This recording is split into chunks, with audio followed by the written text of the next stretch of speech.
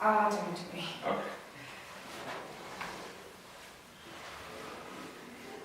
Okay, so I'm Richa Khan from Middlesex. So this is regarding my website, which I'm working on. It's for and about immersive journalism.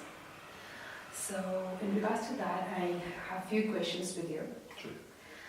So to begin with, I would like to ask you a few questions about yourself. Okay. So who's Mr. Scott? Well, Mr. Scott started off as a reporter in 1993, 94. Over the years, I've been primarily print in nature. In fact, I worked for about 5 other newspapers before finally coming here. Up until 2006, when I joined Gulf News as the chief business reporter. I've been primarily business since then, although I've more or less specialized in tech over the last couple of years. I've been business editor now for about 4 years. 2012 was when I actually took over the desk. And over that time, I find myself doing more and more than just print. We've expanded to media, social media, video, a variety of other areas. Okay, and next I would like to ask you any interesting experience in the field of journalism. Well, I started off in journalism simply because I enjoy what I do. I actually started off as a computer science major in college. I was in Silicon Valley and got asked to join a newsroom, simply at that time as a student. Fell in love with it, enjoyed it, stayed with it. I guess I worked at, I guess there were 3 papers in California that I wrote for, and at one point I decided to leave journalism, and I went on and got a law degree, and I thought, maybe if I want to be a lawyer, it makes a little bit more money than being a journalist. Decided I didn't really like that. I didn't like what I was doing. I didn't feel as involved and as engaged as I did as a journalist. And got my law degree, finished up, said thank you very much, and went right back to a newsroom. That's interesting. So moving on, I would like to ask you more about immersive journalism as a subject. Sure. So to begin with, what do you think of the vast development and the diverse changes in the industry, if there are any, according to you? I'm sorry, say that first part again? The vast development and the diverse change. The WASP development? Yeah, the vast development. Like there are a lot of developments in the field of journalism. Right. But do you think there are any? And if they are, Well, what are they? There's been quite a number of developments in journalism. When I first started, like I said, this is back in the 90s, there were talks about print journalism was going to go away even then, although it was still very strong at the time. Internet at that point was still very much a new thing, and it wasn't until about maybe a year or 2 later that we actually started seeing it used more in newsrooms. That didn't have any immediate effect other than it made some of the ability to get documents and information a little bit easier. But as time has gone by and it's become more popular, more people are certainly happy to pick up their smartphone, their tablet, or their computer to access that information. Now that's meant changes in a number of ways. Even print reporters over the years have talked about how to change how they write. It used to be pyramid style, which means you started off with your most relevant facts, and necessarily the facts as you got further in the story became less and less relevant, which basically allowed editors to trim from the bottom if they needed to fit copy. That used to be the old standard style for print reporters. Then they started talking about producing copy for web, and the idea there was to produce copy that kept engaging the reader all the way through, so that I don't remember the exact number now, I think it was every 15 lines, you would give them a new fact to keep them engaged. So you wanted to make sure that they didn't just read the first couple of paragraphs and stop, you wanted to get them through the entire story. The idea there being to give them more time on the page, which helped the web stats, which of course helped them sell more advertising. As time has come, this has become a greater tool. When I used to travel, I used to have a laptop, and that was about it. I mean, I had a camera with me too. And at one point, I remember traveling to some conferences. It was a laptop, a camera, and it was in a huge bag. It was a shoulder-breaking bag with the amount of stuff you carried with you. Nowadays, I pretty much just take this, which is a vastly different experience than when I first started out. Today, when a lot of reporters go to the events, we use this to file copy to our editors for the initial web copy. Get the original story up, get it up very quickly. Take a couple pictures with this about the event, send that through. Pictures used to take hours to get through because you had to go through the entire process of get the photographer out there, get them to develop them, get them to print it, scan it, get it online. Now it's online within 30 seconds. Video has gotten incredibly popular, and as data and telecommunications have caught up, video has grown exponentially. I'm sure you're very aware of this. Yes. But at some point, I remember in the 1990s when BMW put out an advertisement which got everyone's attention because it deviated from the traditional advertising format and actually attempted to tell a small story or video. It was probably 20 megabytes and people took a half hour to download it. And so most people never saw it.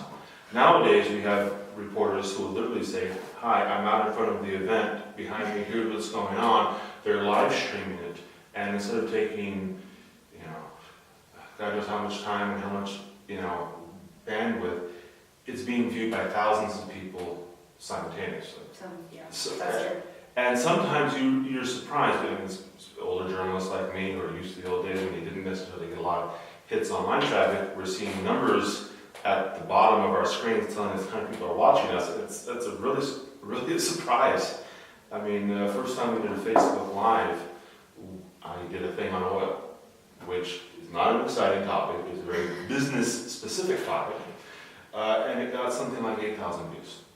Oh, wow. And we're like, wow, didn't expect that. Oil stories never get that much traction online unless you're really focused on the oil market and the local economies here. So since then, obviously our team upstairs has gone out of their way to develop our use of video to really help drive traffic. So 20 years ago when I started off, it might have been me, my notebook, a computer, and a camera.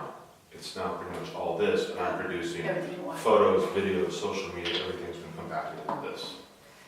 Okay. So next, our main subject is immersive journalism. So can you please tell us what is immersive journalism according to you? Well, I'll be frank, that's not a term I usually hear among my team members upstairs. I mean, for me, if you guys know what immersive journalism is, I would say it's a way to make the audience, give them various viewpoints into a subject, and let them see it from everything from pictures to video, and actually have live, the ability to interact with the reporters at the scene, talking about the subjects. It's no longer the one-way communication that it used to be, where you pick up a paper and whatever was there was all you're getting. Nowadays we receive comments from Twitter, Facebook, and so that two-way communication, I think, is an integral part of it. Okay. So do you think immersive journalism will replace the traditional or the current journalism we're living in? Well, to a certain extent, it already has.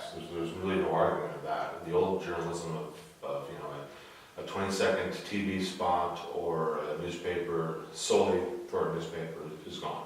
Yeah. No one's going to go back to that. You have to have more interaction between the readers and what's out there nowadays. That's a standard format for everybody. I think there'll be a little bit of hybrid approach to those two. I don't think you can go into a role where, my concern with interactive journalism is that sometimes it focuses too much on the numbers. How many clicks did you get? How many minutes? How many unique viewers? Or whatever the number is you're looking at, that can sometimes be the focus. And you get a lot of journalism out there which is not to say of the highest quality or standard or relevant subject matter. Recently with the U.S. elections, we saw a lot of comments on fake news. And that pretty much showed us that just because you have news and can interact with people doesn't give you any credibility and can hurt you over the long run. So to a certain extent, I think there's still going to have to be a little bit of that old journalism of fact-checking, having people out there on the ground talking to people, verifying things that you're never going to be able to get away with if you want to be a successful organization. I mean, if you want to survive solely on entertainment and clickbait, some sites do it. Yeah, they do. But the majority of sites out there which really are credible and have longevity and are going to be around 20 years from now, 30 years from now, are probably the ones who are trying to find a balance between traditional journalism methods and trying to provide it in a format which is useful to the reader and will engage the reader and keep the reader with them. Okay. So can we say that immersive journalists are able to provide their readers or their viewers with the truth through virtual reality? You mean, define what you mean by virtual reality, because I have several versions of that in technology, so I just want to make sure I'm clear on that. Well, as far as I'm concerned, like I know an immersive journalist, they do everything animated.